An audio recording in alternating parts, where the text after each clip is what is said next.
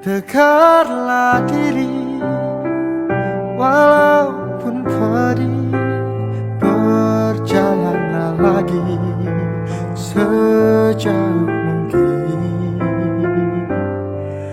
hingga suatu hari nanti pasti bertemu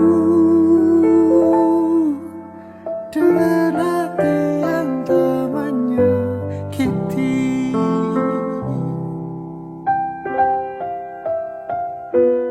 Ku genggam hati dan sakit ini, memang suratan tak bisa ku memaksa.